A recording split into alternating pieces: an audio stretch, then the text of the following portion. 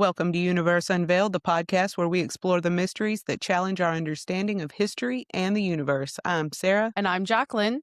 Today's guest is independent researcher Robert Measures, aka Flooded Temples, who dives deep into the hidden engineering of ancient temples and monuments worldwide. He argues that many of these structures, from Egyptian obelisks to Indian stupas, were purposely designed as advanced energy devices. These devices harness piezoelectricity, atmospheric electricity, and even intentional flooding mechanisms to produce effects like ozone generation. Drawing connections between global mythologies and modern electrical science, Robert challenges conventional archaeology and invites us to reconsider what ancient civilizations truly understood about energy and technology.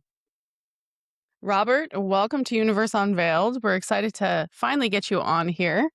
So I guess first off, let people know where they can find you on social media, where they can find your work.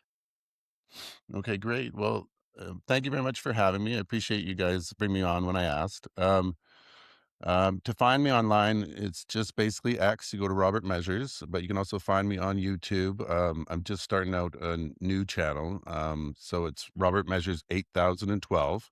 Okay. Don't ask me why it's 8012, but that's the way it had to be. I'm still working on getting another channel up under Flooded Temples. So that's where the two places you can go and find me. And yeah, that's where I am. Yeah. Okay, awesome. Yeah. So let's start at the beginning. How did you get into this field of research, and what kind of brought you on board to commit? To commit to making strange videos online. I, you know, basically like everybody else, I started off as a kid really interested in Egypt and all that. And, I kind of got the narrative when I was a kid. I didn't really Mm, understand how, their narrative is tombs and, I just kind of put it on the back shelf and that was that. But then later in life, I came back to it just watching a video from another YouTuber, Land of Chem's videos.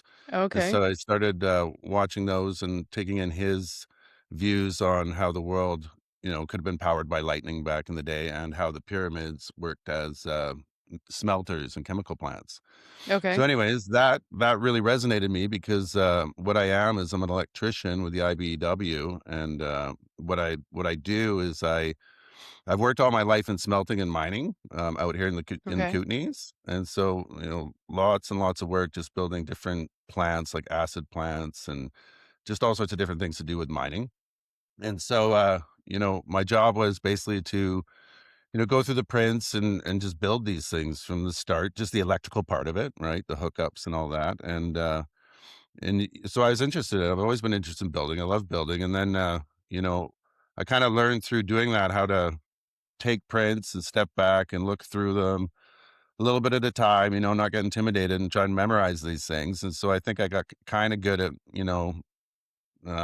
reverse engineering or kind of seeing what was going on, Mm, how, function follows forms in these places. I don't know if I said that right, but basically that was it. So I started looking at it and I was like, okay, well, I recognize this thing that Jeffrey's talking about because they taught us about it in school. It's called a piezoelectric transducer. mm-hmm. And so that's the obelisk in Egypt. So in my opinion, those are piezoelectric transducers. And so from there I kind of figured out a theory and I I started making videos, I kind of was in some comments there pushing my theories a bit, but I wasn't getting too much traction. But what I thought was very obvious and where I kind of started my journey was with these obelisks, these piezoelectric transducers. So what I knew about them, what I've learned about them told me that they had to be coupled with water. Mm, Okay. So for this to work, for the whole theory to work, there had to be a pool of water that the obelisks were sitting in. Okay, so that's kind of where I started and took it from there.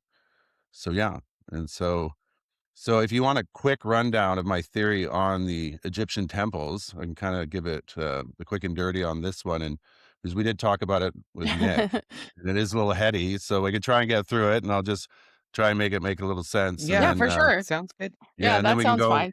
I we can follow and go to something that I'm very interested in talking about now, which was the Shiva Linga in that episode I put out about plasma water. But we'll start in Egypt. Okay. Okay, Okay. so Let's we'll start in start. Egypt. I think the easiest way to explain my theory about the Egyptian temples is to tell you what I think they are. So start at the end and tell you like the whole thing, what it Sure. is. And it's something that we Okay. have already today. A lot of this technology I find is things we already have today. And so what it is Yeah. it's an ultrasonic cleaner. So a jewelry cleaner you find at a jewelry store, or a carburetor cleaner that you find at a carburetor store. And Okay. so what is just a bath of water, and it's being shot with sound waves from two different oscillators, ultrasound. And what happens is those waves, when they hit each other, they interfere with each other, and it creates cavitating water. And it's a really powerful kind of like, well, it just strips and breaks apart little minerals in water. It Right. cleans up your jewelry. When you stick it in there enough, it'll wreck your jewelry. It'll just keep, mixing it Yeah. and mixing it. And so, yeah, the way those work is basically the two oscillators in there. They have to be coupled with water, and and you put it in there, and it breaks it all apart. So, what I realized looking at Egypt is essentially these are what those were. They're piezoelectric transducers, and basically a piezoelectric transducer. A transducer is just something that takes one form of energy and puts it into a different form of energy. So a motor, electric motor, can also be a transducer. Okay, Okay. so a lot of transducers work in reverse too. So like with a motor, if you spin it, you'll actually get electricity out of the wires. When you put electricity in the wires, it'll spin. So these electric transducers work the same way in that if you put electricity in, okay, to say a piezoelectric material, so like quartz or alabaster crystal, it'll start to vibrate at its resonant frequency. So if you put a Mhm. DC current in, it'll just start to vibrate. And it's exactly similar to what you put on your tummy when you're going for an ultrasound if you're going to look at your baby. Okay, but that's a very low Yeah. version of it, and that one shoots the Mhm. waves down, and then when they reflect back off the tissues, it kind of collects them and it shows you the image. This doesn't collect an image or anything; it just sends the waves out the obelisk. So, anyways, so once I realized, okay, these obelisks were always seem to be in pairs, you know, uh, I I decided, okay, this is a water filled instrument. I did a bunch of research. They behave just like air filled instruments, except for behave faster because of the density of water because they're filled with water. Anyways, so what I decided to do is go look at the temples from an aerial view and just try and figure out, plop down all the oscillators in there and take a look at it if it is an instrument, and try and figure out how it all worked, right? And so Mhm. I put the two obelisks down in a few different temples. The one was Temple of Seti the First in Abydos, and the Temple of Karnak, um, and Luxor. You can kind of figure out where a lot of the obelisks used to go. Of course, a lot of them are all missing now, Mhm. but a lot of them seem to be in pairs. And so when you look down, what you realize is that it it looks like the temples were built similar to what you see when you see a double slit wave experiment. So if you ever seen that, um, Uh-huh. I know everybody talks about that. If you look down at it, you can see it's a very similar setup. And then when I was looking at Temple of Seti the First, and in the main courtyard, where I envision the obelisk being, because of that's kind of where they are in a lot of these temples, and because of other marks like clamp marks, which I think have to do with the destruction that these obelisks create. I realized that it was similar to the double wave slit experiment, where they were just they were doing basically wave interference. Okay, and and you can see how it all works with the nose and the anti-nose. And I was pretty convinced that, I was definitely onto something. But the problem was always that when you look at them, they look like trumpets. They look like, if you look down from the sanctuary, they always graduate out and up, right? And so Okay. I was staring at maps, like prints of temples, for days and days. They're all over my walls.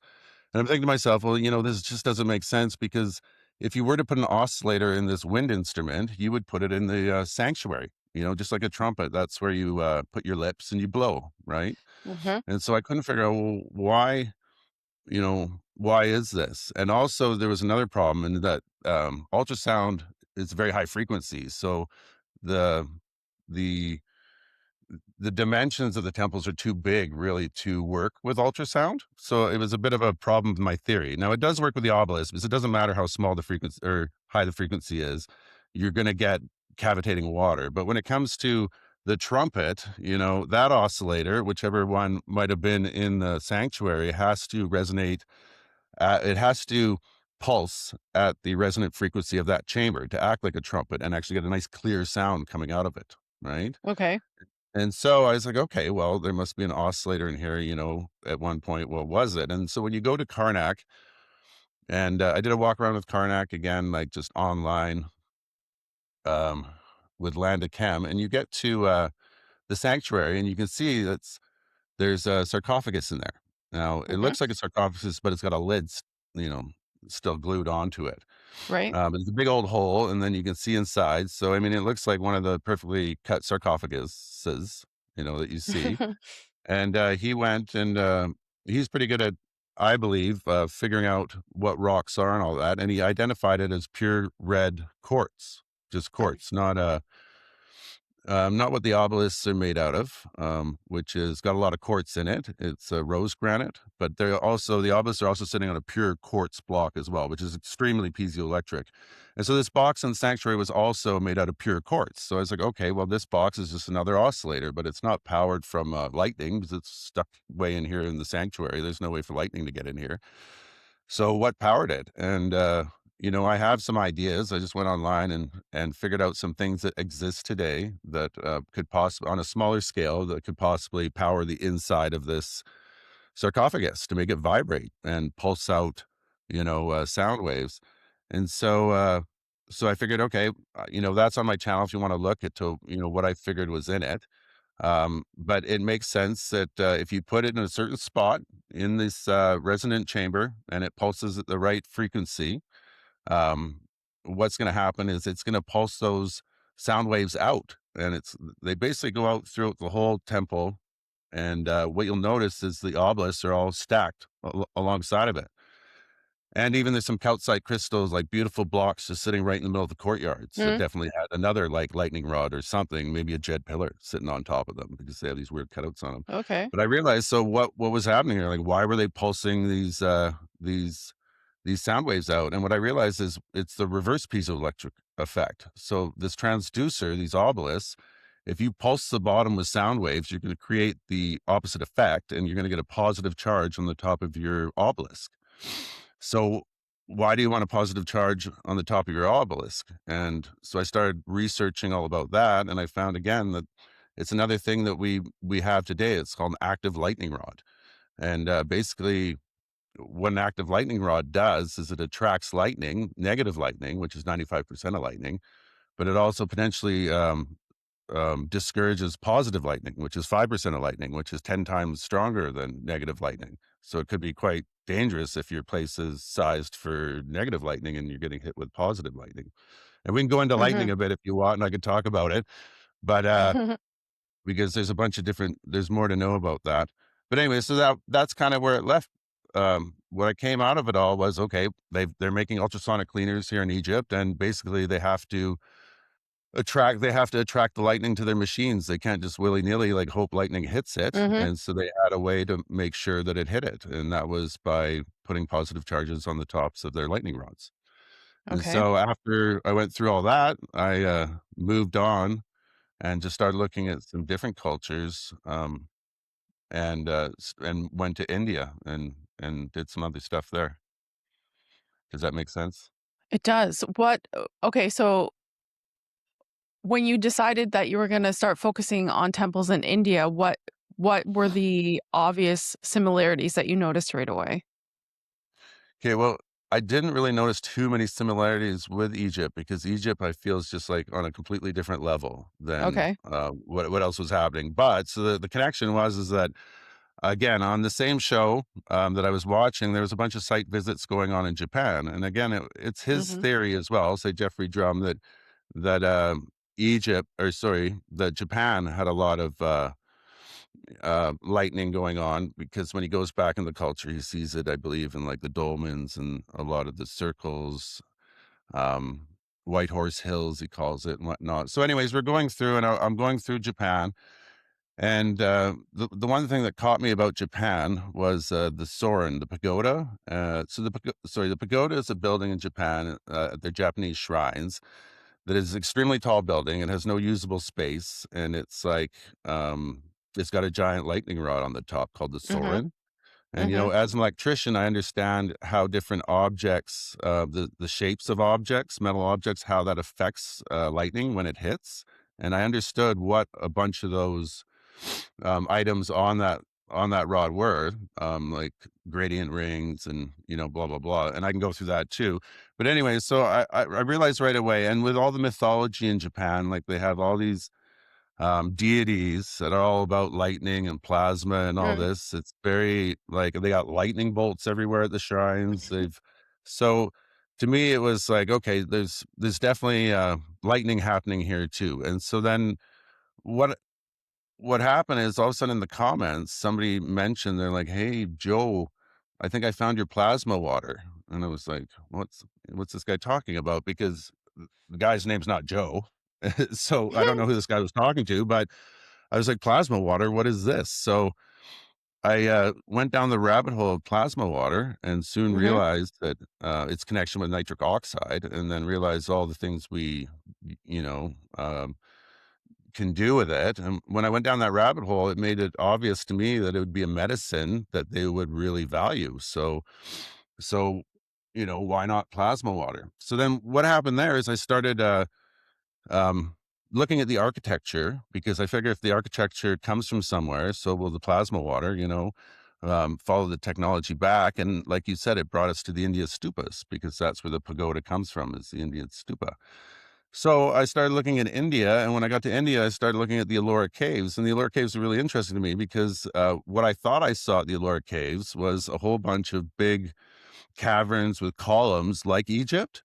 And so I was like, Mhm. okay, maybe they're doing the same thing here as in Egypt. But they also had the linga. And the linga obviously looks like something to do with plasma water. Like it's very obviously a fluid technology Mm. device, because if you guys are familiar with the linga, it's just this big, like it looks like your thumb, on the top, and then it's got the yoni on the bottom, which is a plate with a little spout coming off of it. Mhm. And as far as I know today, all they do, in rituals, certain times of years, they pour milk on it to purify the milk, then they collect the milk off of it.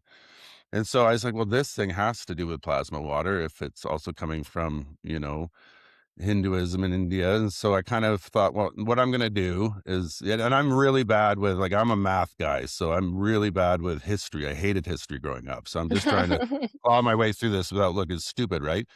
And so I end up, um, I end up thinking, well, what I'm going to do is just go to the lower caves and I'm going to figure it out when I get there. Maybe they're cavitating water like Egypt, but they're also doing plasma water. It'll be great. I'll figure it out when I get there.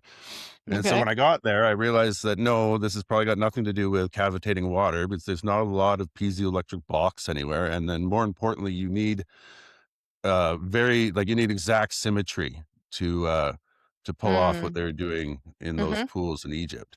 And I just want to take a quick side note here to any acoustical engineers out there. Like, I think if you look down and try and see what I see, there's probably a computer program. Some things might jump out at you, and you might have access to a computer program that can prove me easily right or wrong with this. Mm. And so I encourage somebody to do that, and I'll try and take it on the chin if I'm totally wrong.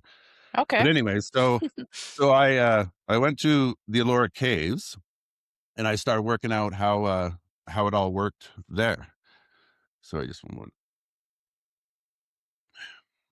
and so at the Ellora Caves, basically I I started walking around looking for linga. Because not all the caves have linga. They're attributed to three different groups: the Jain, the Buddhists, and yeah, Hinduism. And Mhm. so, but I was concentrating on the linga. So of course they got a beautiful, like, rock cut linga at Kalasha temple, right? And that was probably the most impressive one there. But Kalasha temple seemed so complicated, and I didn't want to start with something complicated. So I kept running around looking at all the caves, and I found cave 15, which is right next to Kalasha temple, which also has a big linga cut in the back of it, or maybe a couple of them. And so I Okay. thought I would try and concentrate there. So, and just, with the same thread, lightning, right? So and flooded, right? And so when you go to Mhm. the Ellora caves, you soon you realize that, they, in my opinion, they built those caves where they did so that they could take the runoff water from the monsoon season, or perhaps it was you know, a longer monsoon season and they had a lot of water in the day. But anyways, they would take the water, they bring it down in tons of cisterns, and they would fill a lot of these caves up by about 2, 3 inches, is what it seemed like, right? And so there's been a ton of Okay. work done there to divert the water from stopping it from coming into the cave. So if you look on Google Earth, you'll see all these barriers around it that are new ish. And so, yeah, I did my best to study, what they'd done to change the place from when they started working on it. And anyway, so I realized, okay, these are flooded temples. They're somehow attracting lightning. Let's figure it out. So when go into cave number 15, you get up into kind of like the courtyard. So it's like a big containment with a mandapa in the middle. And what you always start to notice everywhere is that there's these little round holes, and not little round holes. Well, there's little round holes and big round potholes everywhere. And they're Hmm. perfect circles, okay, all dug in the ground, right? And everybody's like, well, what are these things, right? And so in my mind right away, I'm like, well, in this courtyard, you're going to fill it with water. You're going to want a big lightning rod. So this is easy. We'll just stick a big pole in here, and we'll put some big metal pole, you know, and we'll call the lightning rods. So then you look around more, and you also notice there's these little connected holes in the walls, and they're just these little holes where you could tie a rope off to them, and they seem to be everywhere, right? So again, I'm like, okay, well, this is great. You need to hold up your lightning rod, so let's attach a bunch of ropes, hold up this lightning rod. So then, um, you know, I wanted to start looking through the mythology to figure out if I could find any clues about what was going on, and I started looking at, here, I'll grab a picture, some of the symbolism and stuff they got going on. And one thing that jumps out to me, which obviously looks like a lightning rod to me, is Shiva's trident. This little guy here. Can you see him? He's gonna glare. Yeah. You Okay. see his trident Yeah. there? Does he look like a Yep. happy guy? He Yeah. does look happy. Anyways, yeah, he, so I was looking through it, and then when you look at that trident, it's interesting. So a lot of the pictures of that trident has what's called a damaroo on it, and it's this drum, and it's a double-sided drum, and it's got little balls on it, and you Hmm. might remember it, it's like a kid's toy. So you do Yeah. this, Ding and ding ding ding ding. so you Yeah. see that in the top of the damaroo. Okay, now Okay. or on the top of the trident. Okay, and so I'm thinking to myself, like, I've done a lot of research on active lightning rods, and there's two types you can buy that are available today, and they're either powered by piezoelectrics, okay, or by magnetism. Now, I'm not sure how the magnetism ones work, but the piezoelectric ones basically is what it does is, again, it's just got probably not quartz or anything. It's probably like a synthetic piezoelectrics that we make today. But the oncoming wind will vibrate it, and that'll give you your positive charge on top. Okay. Okay. So I was thinking, okay, well, this seems like this could be very similar. You put some quartz, all right, in the middle of the damaroo, you're vibrating it, you've got a resonant chamber, and it's getting hit with sound waves. What you're gonna do is possibly that's the way to make your active lightning rod. Maybe they were spinning this thing like this. So Okay. then Yep. so then I was like, okay, well, I'm gonna look at some of the mythology, and you get to the Samudra Manthan, which is a very, well-known myth about the churning of the cosmic ocean or the sea of milk.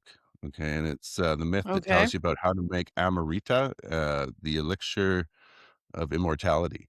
Okay, and the way you do it is basically they went and got this mountain. I forget what the mountain was called, but they had to bring it over to the body of water, and they used it as a churning rod.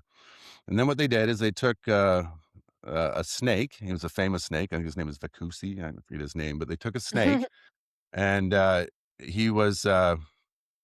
They took him. They wrapped him around the mountain, the rod. They put the rod onto a turtle shell for some reason. Okay, in the water because it was really heavy. And then the gods took one end of the snake, and then the demigods took the other end of the snake, and they started pulling back and forth, doing their thing. So to me, that was like, okay, well, that's perfect. They're doing the turning rod thing, right? And Right. so what happens when this happens is they end up um, they end up making this substance called amrita, which is the nectar of the gods. And they also end up making this deadly other substance called halahala, which is a poison, right? Okay. And so then again, when you start looking at the process of making plasma activated water, that's kind of exactly what you get. Right off the bat, you get ozone, which is a poison. Um, Definitely don't want to breathe that stuff in if it's too concentrated. And we can go into it. Like I have a couple of slides. I can just read at the end what activated plasma water is, so, you know, Well, um, just for people who are listening, can you break it down for them and tell and say like what if this is what they were producing, what would be the goal behind that? What would plasma water be do. beneficial for? Yeah. Yeah. And yeah, we can go. I have a bunch of slides, but basically to sum it up, plasma activated water ends up with a lot of uh, nitric, long lasting and short lasting nitric Mhm. species and oxygen species in it. So it's nitric oxide. Mhm. So it's something your body makes naturally with vegetables and whatnot, just to boost, um, to to dilate your blood vessels, to lower blood pressure. So Okay. the idea, and some bunch of people won a Nobel Prize for this, and we can go into the slides, but basically it dilates your blood vessels, so it lowers your blood pressure. Okay. There's other studies where it really helps wound healing. It speeds up wound healing by like 25% because it's got a lot of antimicrobial um, um, and some anti something else abilities. It's got Antiviral. hydrogen peroxide. We all know, like I grew up throwing hydrogen peroxide on every one of my cuts. Sure. Yep. That stuff comes off pretty quickly, and you're left with just the nitric species, depending on how long you let the stuff age. And you also end up with the ozone, which disappears really quick, which is just a gas. But basically, um, you know, I feel like it also would have effects on your libido. Okay, when it comes men's libido, when it comes to like blood dilation. All Mhm. right, right. Yeah. So there's a connection there. Anyways, and we can get into the slides and talk about that. So I think there would have been quite a few things that they would have been interested in it for. There's also problems with it, and we should get into the problems for sure, because anything you drink in excess or put on you is a poison, and there's definitely this can poison you too. It's called Mhm. blue baby syndrome. And it's maybe the reason this guy looks like he's got really low blood pressure and he's like kind of half blue. You see these guys are half blue because what it does is it makes it so I your know. body can't carry oxygen as well. If you take too many Okay. I nitrates, always wondered why they're always blue. yeah, and looking all dizzy because it makes you super dizzy and blue if you Happy. overdose on nitrates. So I'm definitely not here to promote drinking plasma water. I did it once and I got really sick, and so did my Okay. wife. Yeah, because I bought it offline on Amazon. You're not supposed to put this stuff in plastic, for one. They did a big study with mice where they fed it to mice for 90 days, and they found out right away you don't put it in plastic. You put it in glass because it Okay. does right away. Like it's very oxidized. It oxidizes stuff, so it's very acidic at the start, I guess. And so Okay. and that's why you can see in the caves too. You can kind of see what I So think is you the bought that damage. on Amazon Yeah. and it came in a plastic bottle and you drank Yeah. it. What happened to you? Well, my wife, I think, she has very low blood pressure anyway, so maybe it dropped her blood pressure to a point where she was just knocked out on the couch. She couldn't move and all this, and I Okay. just didn't feel very well. I was just kind of like, ugh, But there might have been a million zillion microplastics in it because that's what it would do is it would eat away the inside of Yeah. that Sure, sure, sure. container, and it'd be very, yeah, yeah. So So how long do the effects last? just like maybe like 3 4 hours. Yeah. Okay. I drank one more of them after because I spent a lot of money on this stuff, and I haven't drank any since, but, yeah, like, they're a 2-ouncer, and I drank 2 of them, and, I'm fine, but I And didn't what feel good after I did it. Okay, I'm just curious. And they're selling this stuff as what? Like what is the benefit? Yeah, so, if you talk to people on nitric oxide, you'll get very few people who know anything about what you're talking except for Mhm. bodybuilders, guys that are Sure. trying to get all pumped because they Okay. want the big veins, right? Yes. And so if you go actually, I was just watching an episode of Danny Jones, Mhm. and, it came up, one of his sponsors, nitric oxide, but, it comes in a pill form. You don't, and it's the precursors to your body making nitric oxide in your Mhm. stomach up into your gut biome, up into yeah, we can read I have a slide on that too, but basically, um, yeah, like it's being sold as, a way to keep your blood pressure down, and I don't really look into the people that are selling it. I know there's a very famous doctor that's selling a bunch of supplements, and you can go and Hmm. you'll find it right away. You'll find it everywhere. I don't see the plasma water very much, though. Not too many people are selling this.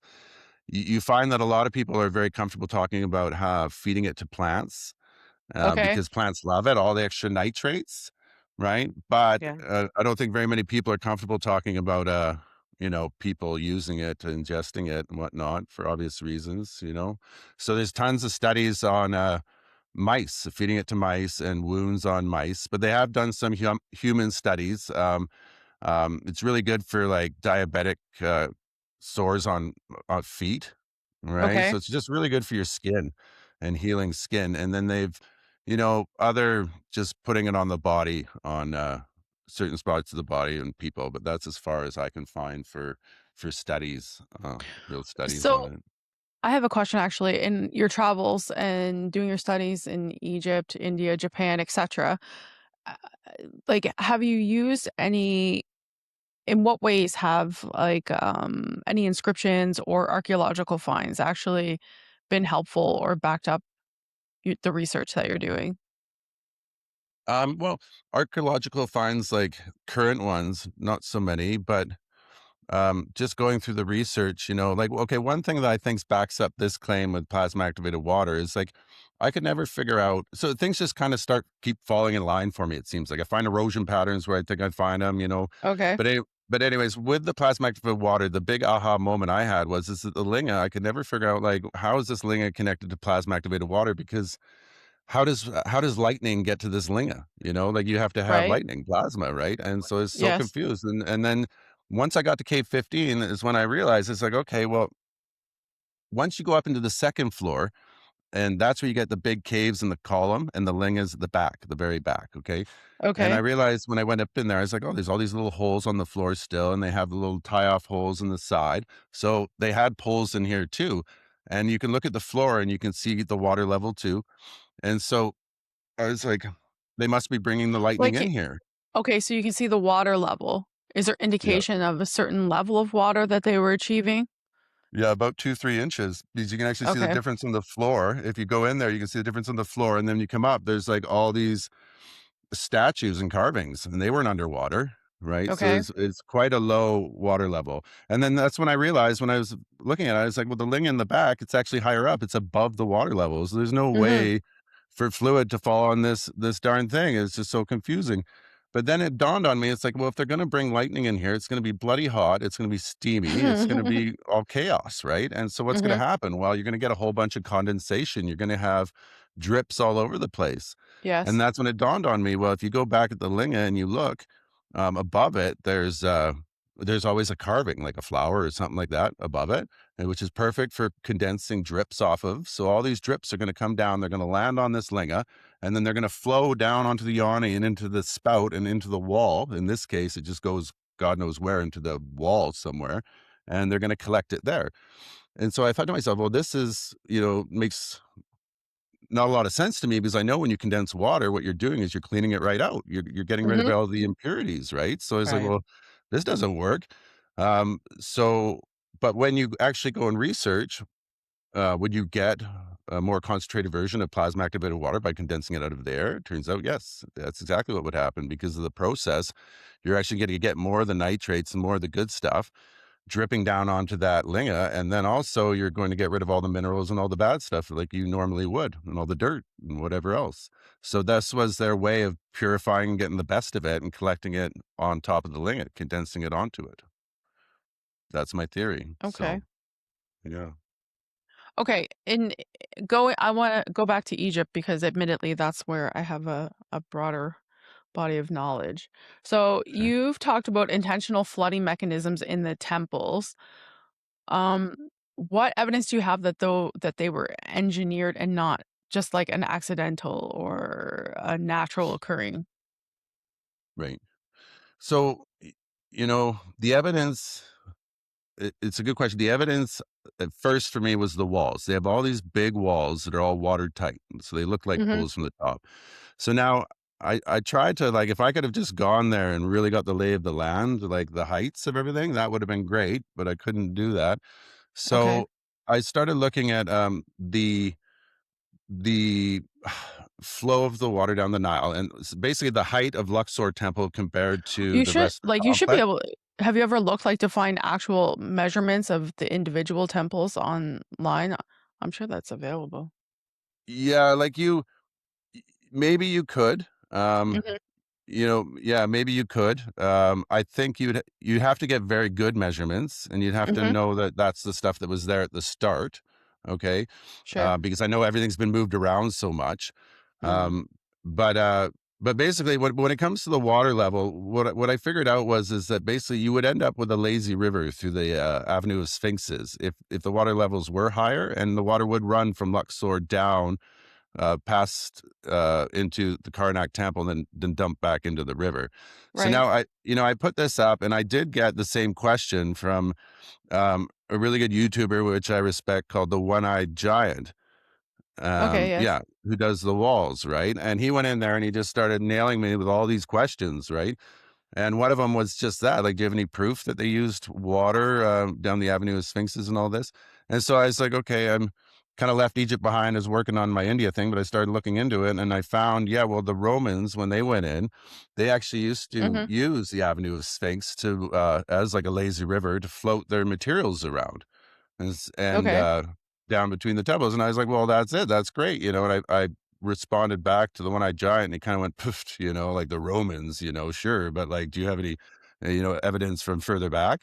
And so I do try to plan and go back and to revisit this because I'm kind of out of ideas, like once I do Japan here, my episode of Japan's coming right out. Once I've done that, I feel like I'm gonna go back to Egypt and try and prove it out a bit more for sure. But the only other reason, like I know in my episode I said that they're definitely letting more water in, and I feel they had to, is because they would have had to control the temperature for this to keep working. Because as you Mhm, do the process, it heats up, and yes. as it heats up, the sound waves change their speed, and then they wouldn't amplify out of the trumpet properly anymore because of that. So they would have had to have tried to keep at least a range of temperature for it all to work, in my opinion. So that's And kind of where I was like, but where they put the water in and all this, I don't know. But like the sacred lakes, still have water in them at Karnak, that big pond mhm, there. If you mhm. go to, you know, actually inside the second courtyard, I think it's the east courtyard of Karnak, they still have water. There's a little bit of water in there after all these years. So, So in my opinion, it basically was a lot higher water back then and a lot more lightning. Yeah. okay, yeah, sure. But still we need, evidence that there was, like, a man-controlled mechanisms that allow for the level of water or the flow rate of water, etcetera, like, because you Yeah. mentioned You the need a lot of variable of the water. temperature and yes, like a Yeah. constant source of diversion of water, at least into the temple. Yeah. And I think they Let just me took it from ask the you Nile how River. The Yeah. Nile River had a ha- ton of water. And you're right, like this, they all required water for my theory to be right. So, like, if you look at all these other temples that aren't necessarily right next to the river, like, what about those ones? So, one Yes. that I find very interesting is the Temple of Seti the First in Abydos. You look right behind that temple, and you'll find the Osirion, right? And Mhm, I believe it's the Osirion, right? And this thing is like, to me, it's a big water pump. I've heard a lot of people say it's a big water pump. mm, Um, it looks like it was a water pump that was primed with surface water, and then it would pump from below as well. So I mhm, think a lot of it's gone, the evidence, but I think a lot of it's still there, and maybe it can be proved out. sure. But yeah, like I have work to do for sure. This is just my theory, and I believe it. But yeah, I definitely have work to do, and I'll probably double back around to Egypt for sure. Oh, I think you yeah. Sarah, what were you gonna say? it's a good start and it's a good theory. How do you feel about Robert Schoch's research, particularly about like the Sphinx and the water damage and the erosion on the Sphinx and the Yeah. possibility that there was water once in Egypt? How do you feel about his research? Yeah, well, I think he's probably right. I haven't looked at all too much of his research, but I mean, I think that Sphinx looks like it's in a big pit, right? And it seems like the erosion's all near the bottom, not on the head. So to me, why isn't it eroded uniformly? And so my thoughts is that the thing was submerged in water during this process that Jeffrey Drum feels was going on, And that's why Uh-huh. you have all this crazy erosion near the bottom of the Sphinx. But I also understand they say it's rain erosion, which might not really jive with what I'm talking about. But I Uh-huh. don't really understand erosion as well as I could. I wish I did. I'd like to try and figure out what was going on in the Grand Canyon. I think a lot of people kind of think there's a lot going on in there because of the different forms of erosion, and I don't know. It'd be Yeah. interesting. I wish there was something I could visit in North America that really stood out as far as megaliths, and didn't have to travel halfway around the world to go see some of these places. But I plan All on the good trying to. stuff is so far away. Yeah. Yeah. But yeah, Robert Schock. That's all really I know of his research. That is what you're telling me. Um, I I as far as like the two things that I don't know much about and I don't really need for my theories, that a lot of people put a lot of weight in that I don't really, is telluric currents. I don't really see how the telluric currents played into it that much, or if they could have. Right. So I don't really try and play around with the telluric currents too much. And, pointing things towards the stars. Everybody wants to point everything towards the stars. And I mean, I get that. And I see that that's the truth of it. Like that happens. But I think maybe, that case of that might just be to show us that they knew about the stars. It's just a way of showing off. Let's point our building towards something. But I don't necessarily Mm, find that it's, got a big important thing to do with the function of the buildings. So my theory, this is my theory. Okay. okay. This is not like the Egyptian theory. This is not the Ellora caves theory. This might be like the oldest theory, like maybe going back as far as Göbekli Tepe. And so this is my theory, is that two villagers, okay, they went up and they're going up a mountain, is they're going to make a star map, because they're going to make a little star map and they're going to point their village towards the stars. Like everybody agrees that they do, right? So they got up there and, they're making their star map, and all of a sudden, some clouds rolled in, a storm rolled in, and there's a big lightning bolt that hit right next to them at the top of the mountain, right? And so they were all excited and scared, and they couldn't hear anything because, their eardrums are blown out. So they ran down to the villagers and they told all the villagers about it. And they're like, yeah, it was crazy, and like we looked, and I think the lightning hits the same rock all the time, It's really cool. And so all the villagers like, well, shit, let's go up there next time when there's a big storm and we'll go all check it out. And so they all went up there and they all stood around this big rock. And then sure enough, like lightning slammed down again. And they're all like, wow, that's crazy. And they noticed because it had been raining and all that the water was all milky, and bubbling a bit. And what do you think one of those villagers did? They drank it. That's what I think. I think they drank it. Of And then course I they think they fell down because they got all Mhm. dizzy. And then the wound Sure. on their shoulder started to heal up. And then everybody forgot about the stars for 100 years or something like that. And because they're like, this lightning stuff's pretty cool. And so I just don't think lightning gets enough credit in the past. I think everybody just thinks about the stars, but I think they would have been pretty interested in the lightning too, especially when they would have been very For familiar sure. with it, because they would have seen static electricity from long, long back with all the wool. And, they would have seen little lightning bolts in the dark and wondered what that was all about. Of So course, there would have been a continuous pursuit of harnessing this something as thing, powerful, right? yeah. Taming lightning, as William Mm. Schwant said. We had a guest that's exactly what he was talking about, was taming lightning.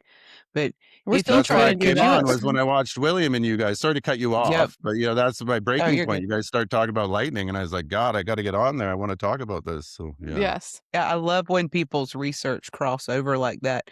Can you explain the difference, though, between positive and negative lightning? I did not know that there was such a thing. Yeah. And okay, so the majority of lightning happens up in the sky. It's between the clouds or within clouds. It's intercloud or cloud to cloud lightning. So that's the majority of it. But there's three types of lightning that come to the ground. Um, and that is two of them are negative and one of them is positive. Okay. So 95% of lightning, when it comes down, it is negative lightning and it's coming down. And so what it is if you watch it in slow mode, it looks like a really slow, like a lightning bolt coming down, trying to find its way to the ground. And then another little lightning bolt, they're called leaders, come up and it joins and boom. And when it hits, you get that stroke, right? Where you see the Mhm. Right. flash.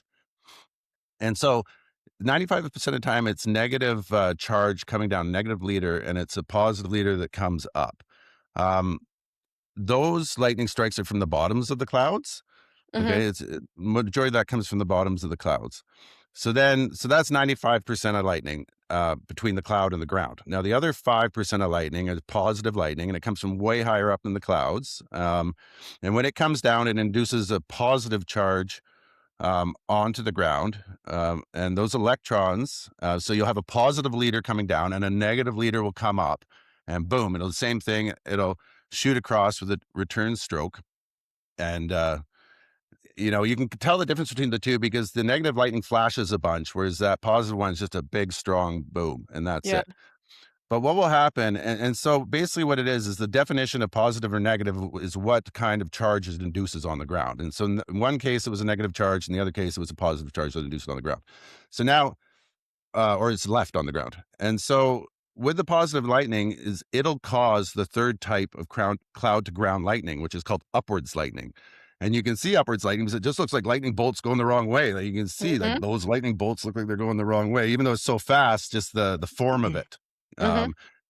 Um, and so what'll happen is when positive lightning comes down, it induces such a big um, charge that all sorts of negative lightning right after it will shoot up out of the ground. So this is the only type of lightning that goes up, and it's a type of negative lightning. Okay, and the way it shoots up is always through very highly conductive paths, like copper wires that are shot way up into the sky. So this would be transmission lines and buildings, like metal buildings with big wires. That's where this this negative upwards lightning comes out of, Hmm. and uh, and so that is what I think they're after in Japan. And that's what my episode's going to concentrate is on upwards lightning and triboelectricity, because I think they were leveraging static electricity. That's triboelectricity, same thing. I think they were leveraging that to put their positive charge on their version of the lightning rod. And I think the reason they always wanted a positive charge on these things is because you can't just rely. I mean, the most important thing is the highest thing in it will get hit by lightning. But after that, um, you know, having an early emission streamer is what they call it, the active lightning rod, that will almost guarantee that lightning hits you, and it'll probably suppress the bigger positive ones from hitting you because opposites attract when it comes to electricity. Yes. So yeah, that's my theory on it. Well, So, that's where your telluric currents come into play then, is Yeah, with telluric the currents are effect that they caused can by have on lightning. lightning. Yeah, they're caused by lightning, but like as far as I understand telluric currents, they're not very dense. So the amplitude of what you could get from it, it'd be hard to get the current. Lightning is 200 million amps, or sorry, 200 million volts around. And you get 80,000 amps off of it. And amps, that's the current running through the wire. That's your work. Right.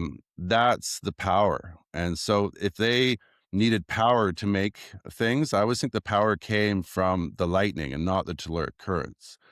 Um, yeah, and in my opinion, in Egypt, the other thing they used is they had radioactive material, decaying isotopes, and something called the radioisotope piezoelectric generator, which you guys can look up. okay. They used in satellites to send satellites to space these days. So when I look at it, I just think of amplitude and power because I'm an electrician. I know you need work, and the telluric currents. I don't see how you could harness that work. I just don't see it. Right. They talk about the pyramid um, being full of quartzite, and so very piezoelectric, and maybe the telluric currents are creating it as an antenna or something. But the thing about piezoelectrics is like if you push on a quartz crystal or piezoelectric, you'll get a charge on the top. But once you're Hmm. done pushing, that's it. It'll dissipate. So like those pyramids are just sitting there. Like that mass is sitting there. It has to be moving in order to create a charge. So I mean, I don't know everything. At all. So like definitely could be true. I don't want to poo-poo anybody's ideas because I'm just doing my own thing in my own lane here. But like definitely like I'd have to do so much research, and there's a there's a limit to my attention span. But like I always Right. like to go and stretch my brain to the things I don't understand. So I'll go watch, say, Demystify Science podcasts, and I'll just turn it on and then I'll just try and let it like wave over me, Sure, because I don't understand a damn thing they're sure. saying, but you try and just take some of it in and yeah. So I don't I have all call the that, answers, but we call that side quest generating. when you're Yep. just letting it kind of waft over We're you. yeah, we're just out there looking for new, inspiration, side quests from your Right. main focus, yeah. Yeah. Um, I think, Sarah, do you know what time it is? Universal truth. Oh, ding, ding, ding. Universal She's truth. done this before, people. So, Robert, Sarah gave you a little bit of homework to we do I did. a little midway special on UU where we ask every one of our guests to give us a universal truth. So it's just like a one-liner that you use to kind of navigate through life. So, did you do your homework? Yeah, I did. I got my You universal did. truth, and it's very simple, one-liner, but I think it's important and it relates to what I'm doing here, and that is, you just you got to trust people's actions, not their words.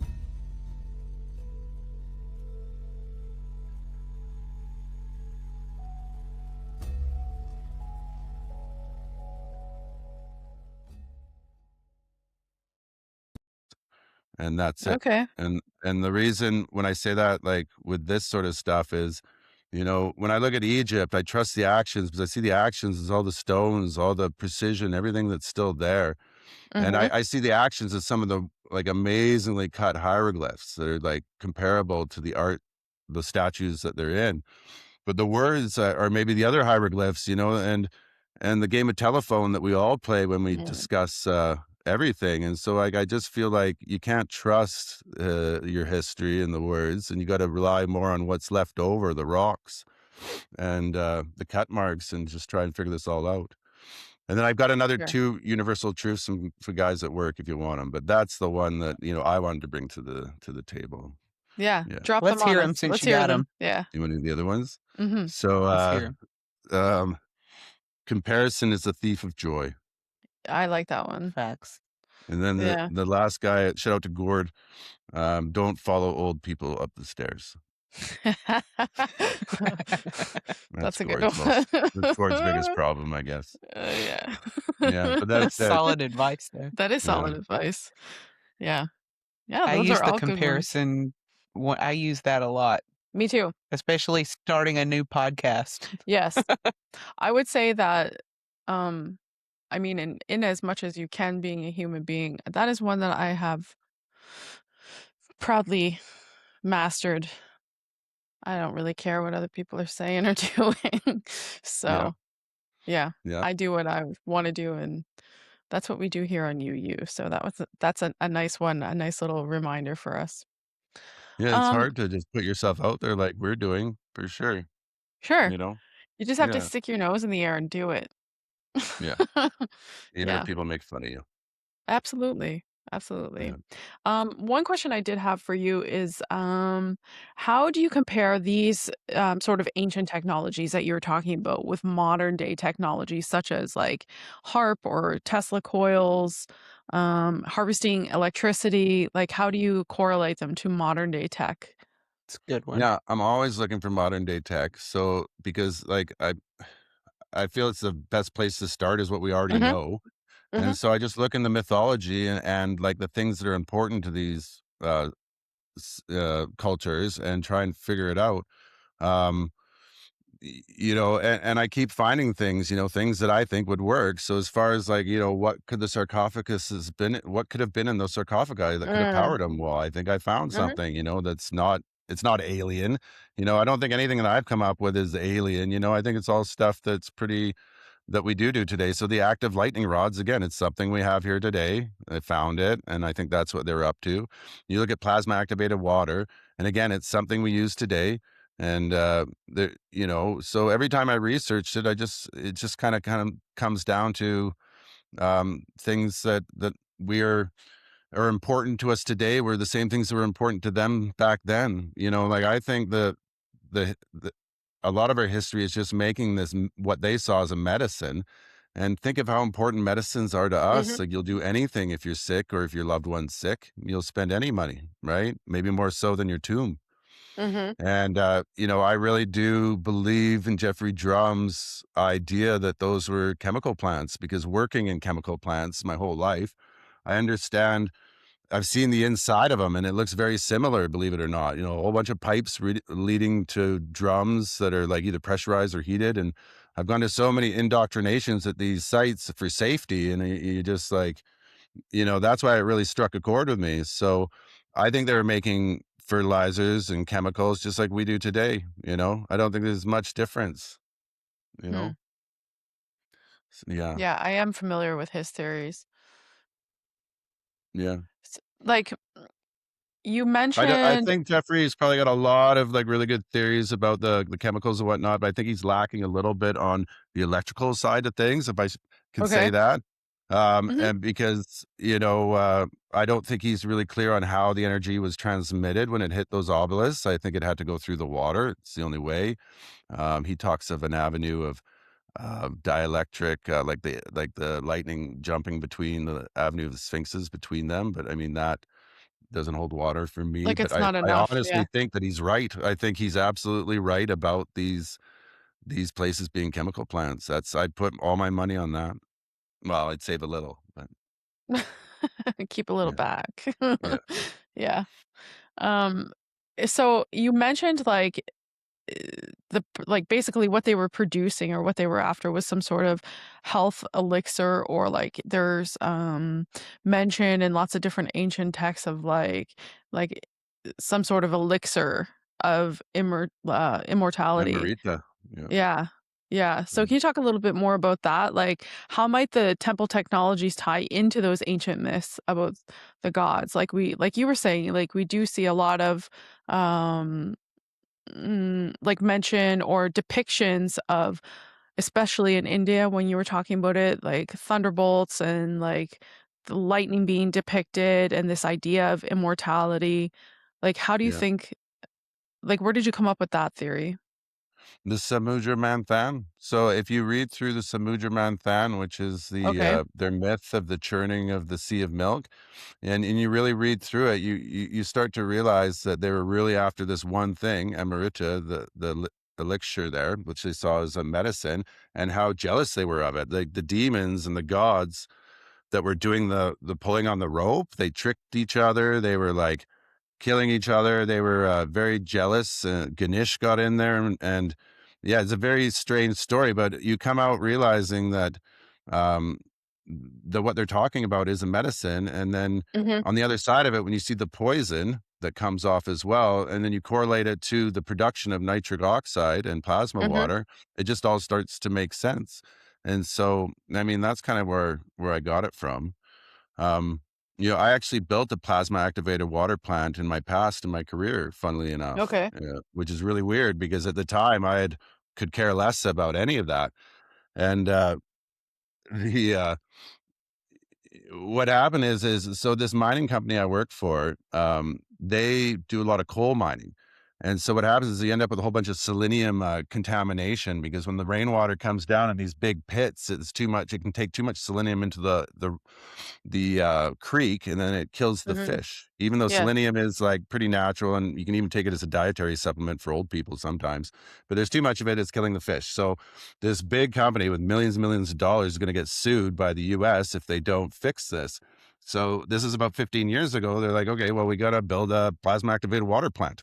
And what this Mhm. stuff does, so I don't know how they all knew about it at the time, and they're going to try it, but basically, what they did is they take the whole creek, they scoop it all up, they treat it with other ways too, but with the plasma water, and they just dump it back right there into the other side of the building, and you got a new creek on the other side. So to me, it was like, wow, well, this stuff must be quite clean and residue free and all this, and you know, it was just weird that I'd done that years back, and they told us what they were doing, but we could care less. um, Anyways, I don't know where I was going with this story, but yeah, sorry. So So I lost if my train these of thought. if these technologies were real and functional, like the way Yeah. that you envision them, why do you think that they were lost or hidden, or that we have no idea anymore? Why isn't it something that? Right. Yeah. Yeah, I don't know What would be the necessarily benefit, I guess I'm because asking? well, the thing is I think maybe some of it was secret back then. You know, when you look at the Egyptians and all, they're like, "Oh, like, you gotta learn, what's happening in here and be indoctrinated." So maybe it was always they're kinda keeping it secret, but, I mean, that doesn't make too much sense to me because you probably noticed that your neighbor's building was getting hit by lightning every fucking day, and then you wonder what the hell was going on over there. But, like, Maybe it it's wasn't also so much secret it's as also the privileged game of information. telephone. Like, so, like, just information gets lost throughout time so easily unless it's written in stone.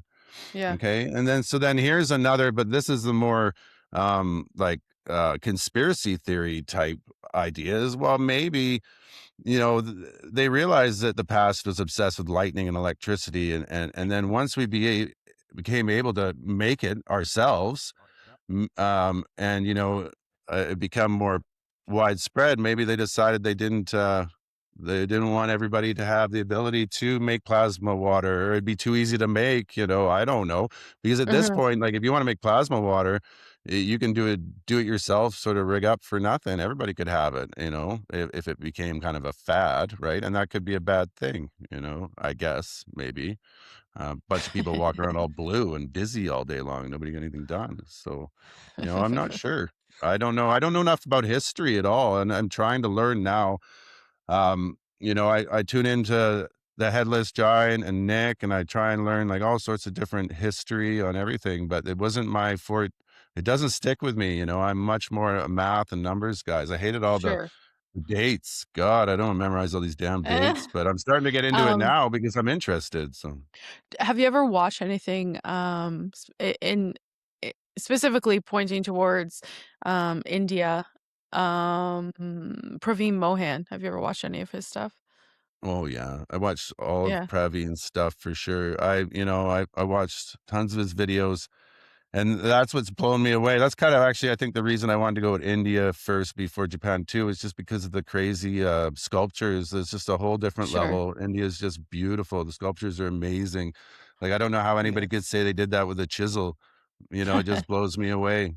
Yeah, So I yeah, just I find love him Pravi stuff. Yeah, he's so helpful in helping to kind of, decipher a lot of their ancient texts and just, like, the mythology, yeah, explaining it modern day, so I yeah. I just hear think he's that an awesome guy. yeah, Really nice yeah, guy. Yeah, I was in contact with somebody that has been on some tours with him and all that, and she's yeah, and I hear he's just a gem, and I'd love to go to India. I'd love to go sign up. If I had the ability right now, I'd just sign up on every tour there was. I'd be signed up for all of them, and his would probably be one of the first for sure. I'd love to go to India. I want to go to the Ellora caves. That's the first place I Mhm. want to go, is see Kailasha temple and walk through all those caves. I was gonna ask you where would you like to go if you could choose anywhere? Yeah, and Um, then Egypt. I'd go to Karnak after that. sure, Yeah. And I've been to Japan. My wife's Japanese, so I've gotten to see some of those shrines and temples. But at the time I went there, again, I was not in this mindset at all. I didn't think anything of it. So, yeah, yeah, gotta go yeah. back. Timing's everything. Yes. Time to travel. Yeah. Where would Yes. Yeah. you guys go if you could first go? Where would you go? Yeah. My first choice would be my first choice would be Egypt, and I couldn't pinpoint it more perfectly than that because I would need, like if I had if money was no object and I had no limitations, I would go to Egypt for, like, 6 months. Yeah. Yeah. Until you got too hot and dry. What about you, Yeah. Sarah? I would probably just go to, like, Ireland. I don't know. I wanna Mm. Oh, see the yeah. motherland. Yeah. Yeah. See See the the motherland. motherland. There's a lot of cool stuff in Ireland, isn't there? Yeah. Yeah, a lot Yeah. of history, Yeah. Yeah. beautiful views. What's not to love? What's not to Yeah. love? All the Cool. rain that's I wanna there. run through that grass with, like, a sheep or something. I need to do it. I need it for my soul. No, I'm sure it'd be good for your soul. I just try to go walk in the woods every day, and it helps, you know, Mm. commune Oh, with nature. absolutely. Yeah, yeah. Absolutely. So where do So you where do you see Jinx? Jinx on you, girl. You giver. Where You're about to ask about research, aren't I you? was, I was. And yep. We're twins. Have you See? noticed?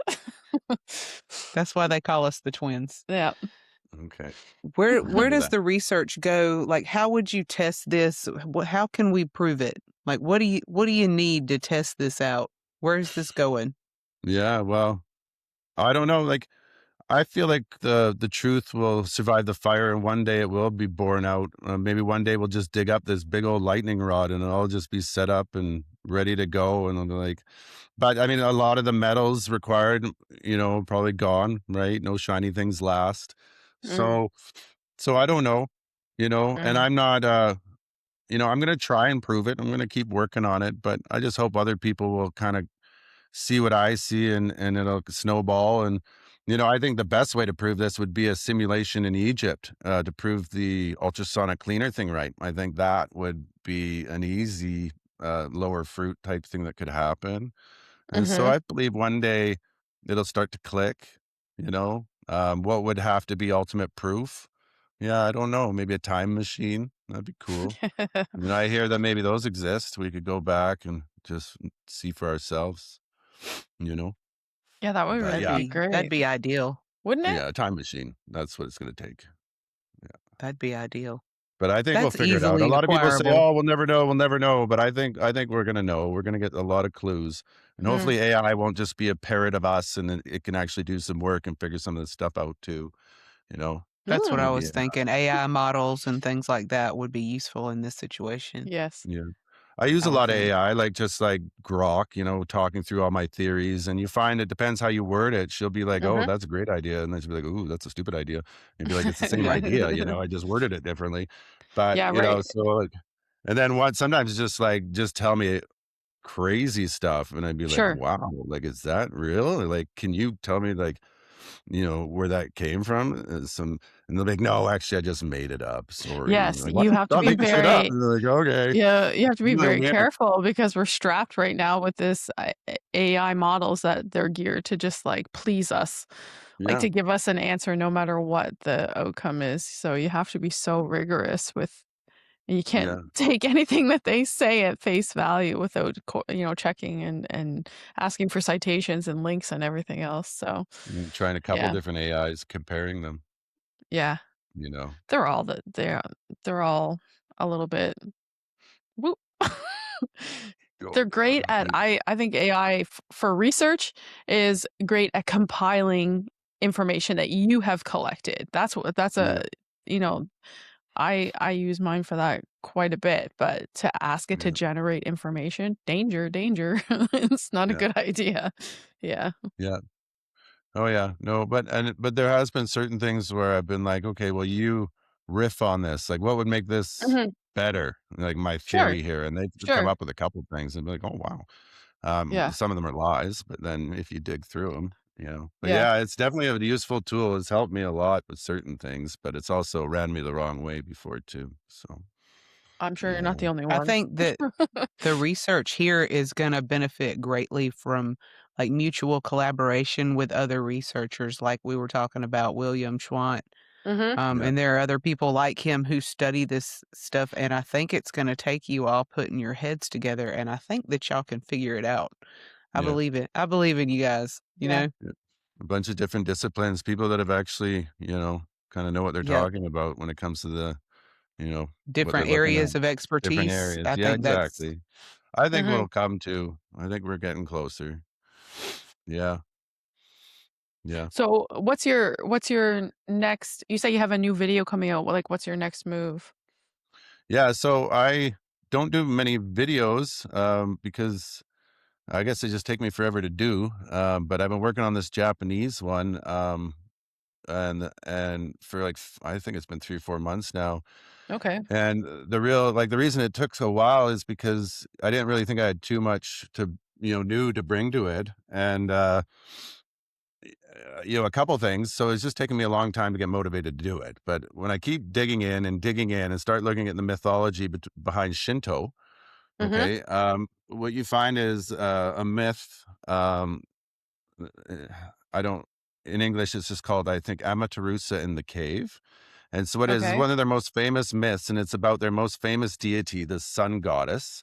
and she's the Mhm. big cheese over there. She's the big one, and she is Hell stuck in a yeah. cave of her own doing. She put herself in this cave, locked herself in there because her brother Susanu was being a jerk. Uh, he threw a horse into the weaving den, and Relatable. anyway, so it goes through and it starts talking about, how to get plasma out of the darkness into the light again. That's what I like to call Amatarusa. And so when I started looking through this myth, and I started looking at how they got her out into the light again, what they did is they used, the imperial regalia, and this is very important to Shinto. It's like 3 items that they always Okay. keep in very sacred spots and all this. And they kind of showed you how they set up that regalia on a sakaki tree and what they did to get the plasma to come out of the darkness. And then that's when, for me, it kind of clicked because I could never figure out how they got a positive charge on their stuff in Japan. That's part of my thing, and I couldn't figure out how to do it. And so when I started looking at this imperial regalia and looking at how it could have possibly been used to put a positive charge on anything. What I think I realized, in my opinion, is what they did is they just invented an old form of a machine that we have now, which is a very simple machine, but it was like invented in the 1900s, and it's called the Van der Graaf generator. And the Okay. Van der Graaf generator doesn't have anything like complicate in it, but all it does is it takes static electricity and it it compiles it very high voltages until you get a big lightning bolt across it, right? And Okay. so when I looked at the Imperial Regala, I realized, in their description, I realized this is would make a good version of the Van der Graaf generator. And so that's what I did. I put it all together and I figured out, I think, in my opinion, how they would have been able to induce a positive charge onto their Shimenawa, which I think were actually had a lot of metal in the middle of them. And I show that how they would have done that. And the top of their Hondans, I hope I said that right, which is the oldest building in Shinto, which has this big metal finial on top and Okay. these big and so I think that I figured out how they managed to put a big positive charge on those, just like they did in India and in Egypt. So that's my next one that I'm bringing out. And it took forever, but I've got it half edited now. So it should come out in maybe about 2 weeks. And yeah, and Hmm. that's it. And then after that, I don't know what I'm going to do. It'll probably be another 4 months to try and figure some stuff out. But I think I might be out of ideas. Let's just see how it No. goes. You have to go Yeah. on a good deep dive for a side quest. Yeah, well, I think I wanna learn some music, you know? I wanna I wanna do something different. Not on I won't subject people to it online or nothing, but, I think my side quest is gonna be learning how to fricking to sing or play an instrument is what I wanna do.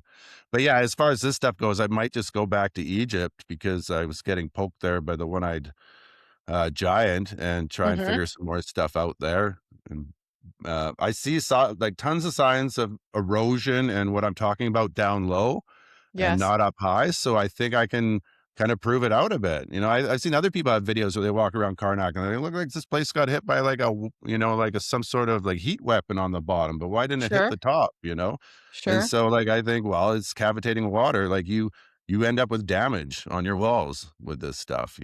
It's a big Sure. deal, cavitating water. So That is an interesting, bit of evidence that leans in your favor for sure, and you see yeah. it at many sites in Egypt, specific like you said, Karnak, also, the Great Pyramid, like, there's evidence of what they claim is chemical residue, water erosion, and whatnot, so, Yeah, yeah, and I it's also think the interesting. clamps, I think you see a ton of clamps around these obelisks in the blocks that should have been vibrating, so to me, that's an indicator too that there was a lot of damage localized to that area. Why?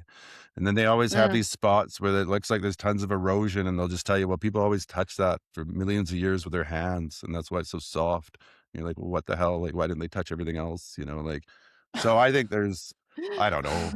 I think there's gonna be enough physical evidence there that one day I got a shot at being right at this one, so we'll I see. think if I was you, I would, like, in the pursuit of evidence, or, like, maybe just something that inspires you to think about it in a new way, like, start looking Right, into the sites that are so much lesser known, the ones that people don't know about, the ones that they don't necessarily allow the public to go to, right. because there's a reason for that. right? Yeah. Oh, for sure. That one in Egypt that's like in the middle of a military base. Like, what's with that one, right? I Well, wish I had enough money to there's bribe like my way into there. there's probably like a dozen that I Right? can not Oh, really? necessarily remember the name of, or but I can think of off the top of my head that Yeah. that's what I would do if I were you. Yeah, like, I love to see more of Egypt too, and when I was going on Google Earth, 'cause I always just pour through Google Earth, like, there's so many more little sites and pyramids that you find all along the river there, Mhm. yeah. There must be so much stuff, I just find it's been so long that, I mean, everything's probably been seen or buried or I taken, don't think and that's true. they gotta find a hole that hasn't been found. You're like, they have to dig down into the what's the big maze they found, or like the Hall of The Records? labyrinth You're down like, there. Yeah, Yeah. yeah, yeah. crack that open, or get into, the void, like Matt Beal Mhm. wants to do, and then, yeah, I just find something that hasn't been opened yet and then be there before maybe the powers that be in Egypt get there, you know? Get Like, get to the it. real Yeah. raw Yeah, info, the real raw data, right? Yeah. yeah, yeah, and a lot of, I like, we think could there's so probably. much pressure on them. Mm. Go ahead. Yeah, no, I'm sure there is too, and yeah, and the whole thing's complicated. Like, I don't know what to think of Egypt, honestly. Like, I don't know what to think of Egypt as far as what it actually looked like back then. Like, what do you guys think? Do you think that it was aliens? Do you think it was humans? Do you think these people are like the way put, they put them on their walls with like elongated skulls and they had birds, bird people. Do you think maybe that was all just real? I don't I I'm just gonna come right out and say it. I don't think it was aliens. Right, I don't think it Like, was I think aliens. that like, our ideas of what civilization are based on the last 300,000 years, right? right. Because we don't really know much other, farther and farther and farther back with any definitive proof or truth. So, I mean, I don't think it was aliens. I I don't think it's aliens either, but I wonder about genetic engineering. Sorry, Sarah, I cut you off, Sarah. It's just the reason I wonder is because, you know, s- um, there's one hieroglyph that got me, and I think that it's like a pretty deep one, a pretty well made one, and it's the one where the pharaoh's got he's got his Johnson out, he's got a heart on, okay, and there's like the stream coming out, right, and Mhm. it's right on the wall there, and then they've got a picture of a sperm right on that stream, and it just looked exactly like a sperm, and to me, it's like, did they have microscopes? Were they genetically engineering? Like, how much history do we Good really has question. been forgotten?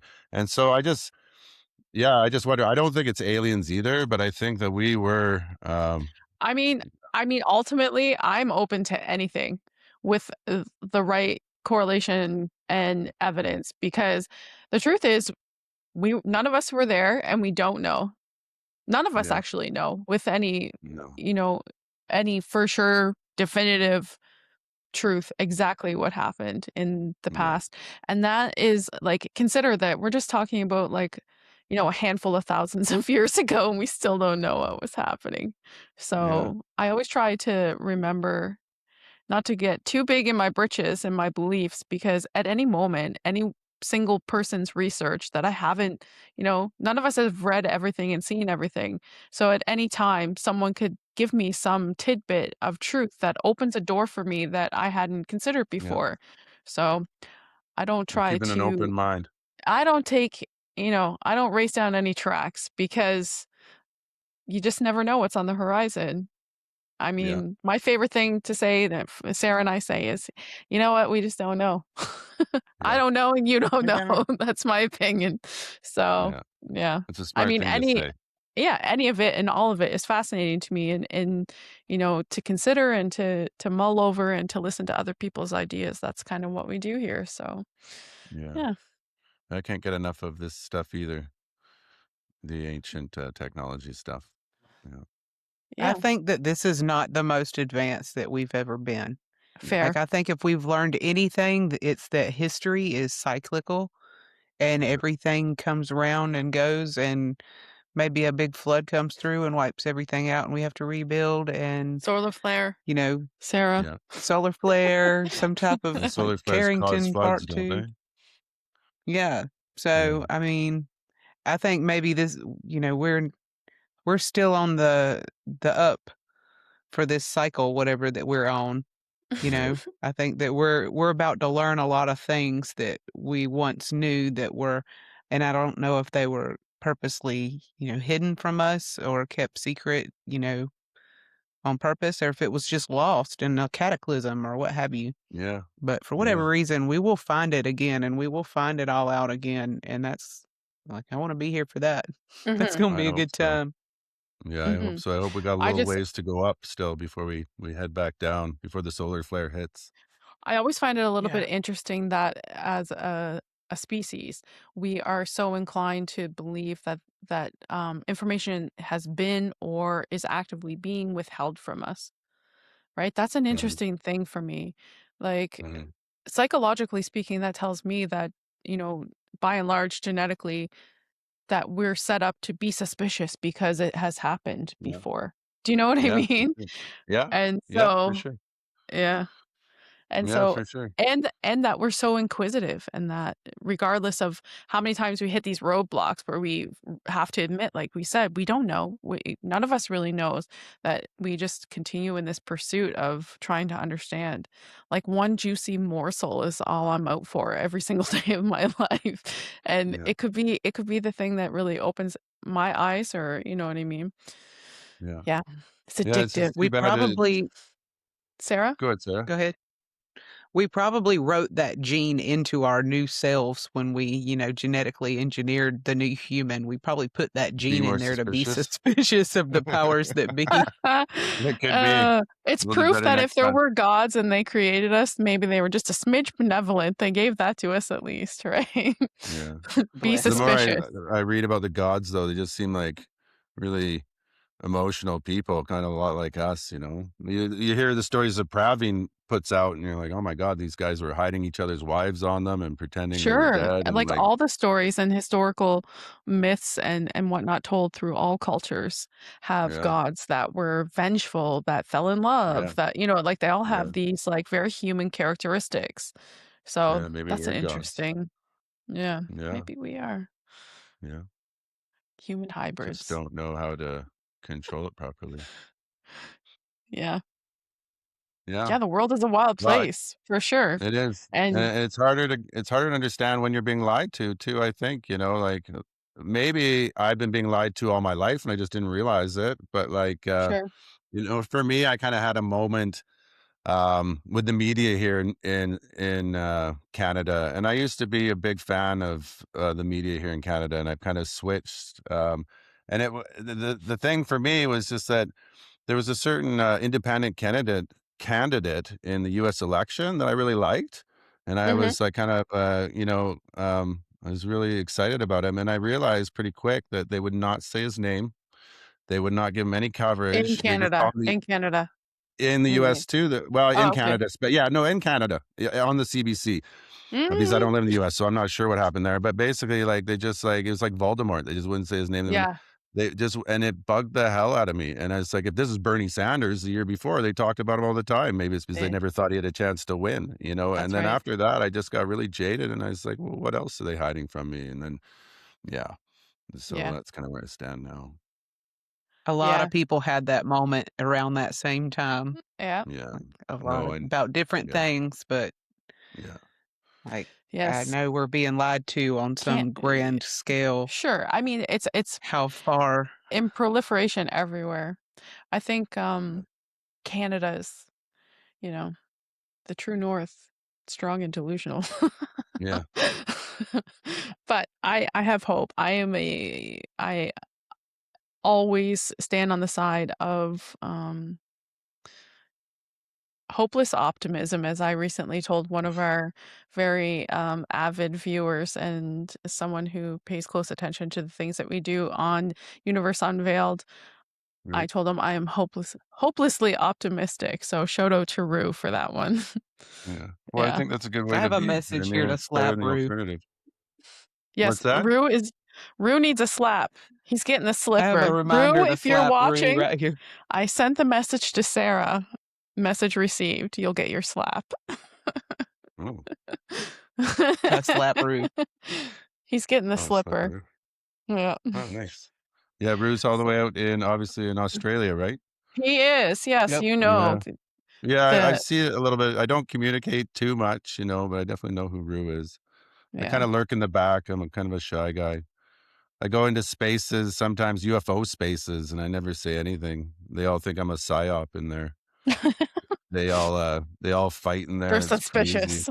Yeah, It is suspicious, and they're very suspicious people. of course they Yeah. are. Yeah, I guess they have to be, Of but course. anyways, yeah.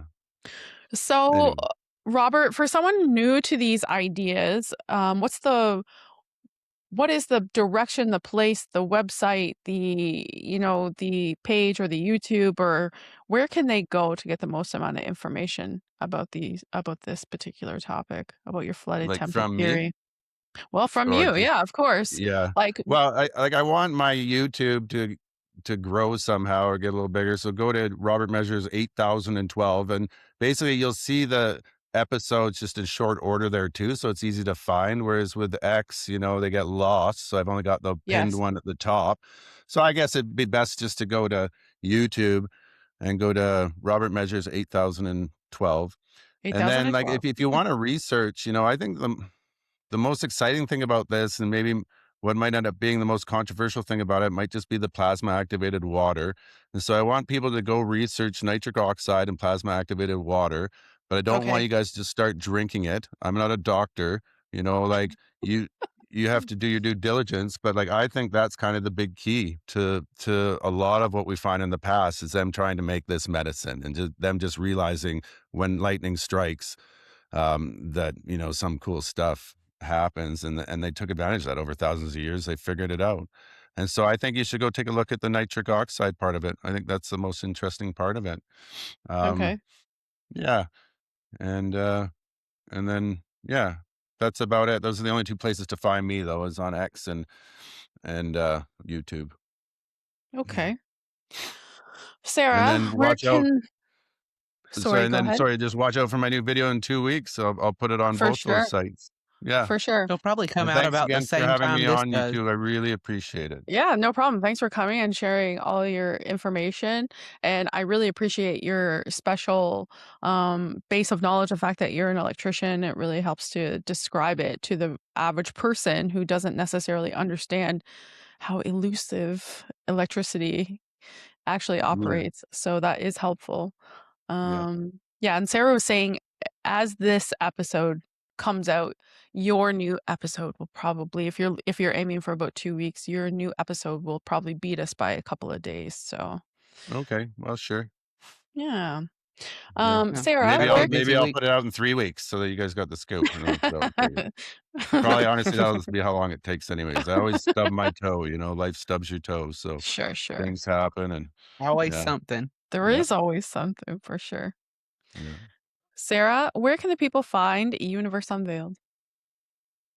We're on everywhere you can listen to podcasts, Spreaker, Spotify, YouTube. We have Facebook, X, and Instagram, and a Rumble. Yeah, girl. Um, we do a did you already say the episodes? We I do a new didn't. episode every other Wednesday, and we do a news segment every Sunday at 11:11. And we just want to shout out the Institute for Natural Philosophy, our lovely Cardinal Steve Wilbur, um, our brethren podcast, The Shaman and the Philosopher. Mhm. And we want to thank Flooded Temples for joining us today. That was exhilarating. That was a great Mhm. ride. Love a Oh, new thank you. theory. And yeah, And that's all she wrote. And with the Institute, everyone keep your eyes and ears peeled for the eventual announcement that we will be making because there's something big coming down the pipe.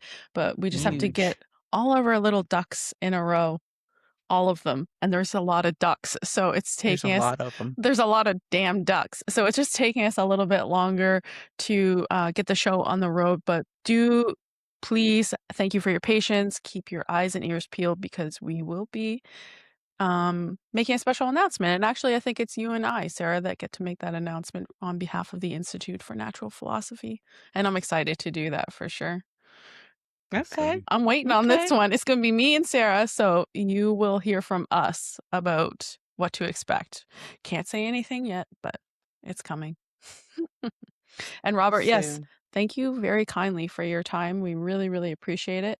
And we're glad to finally get you on. And I'm looking forward to that new video of yours. No pressure. Awesome. Yep. No, I Keep us really appreciate updated it. on your research. Yes. Yeah. No, I will. Absolutely. I'll stay in touch. Thank you, Yeah. Jacqueline. Thank you, Sarah. Yes. Okay. Thanks, Bye now. guys. And don't leave, Robert, as I'm stopping the recording. Okay. I just wanted to say that. Sarah, we have to do our usual sign off with the thanks everyone for watching. Have a nice week. Bye. All the best.